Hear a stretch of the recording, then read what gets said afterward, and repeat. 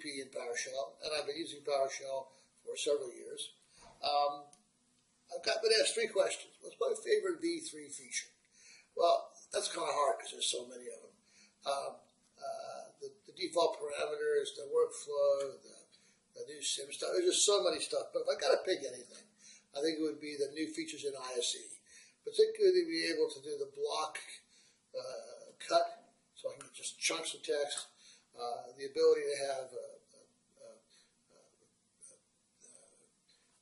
braces, matching braces and matching parentheses match up.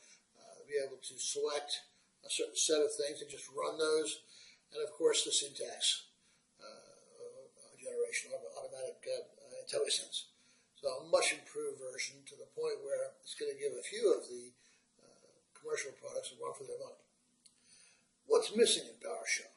Well, I mean, obviously we can look at things like making PowerShell a full .NET language. So the ability to compile commands into proper native code. The ability to have a class statement to create true classes.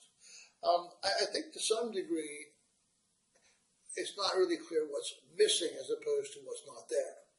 And the distinction I make is the stuff that's missing is stuff that I need, but until we get version 3 into production, I think that there's a lot of stuff that I don't know I need yet because I haven't deployed version 3 fully.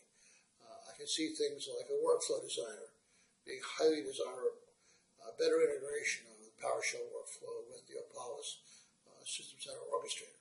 So I see a rich future here, I really do.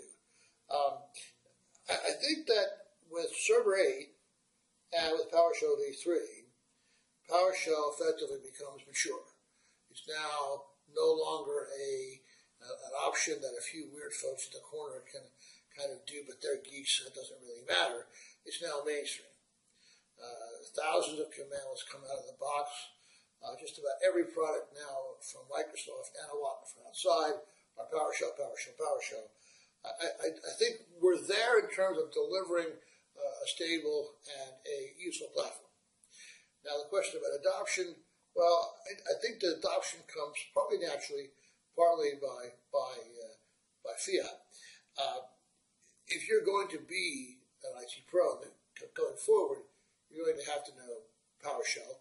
And if you don't know PowerShell, then you need to practice the phrase, do you want fries with that? And I believe that very strongly.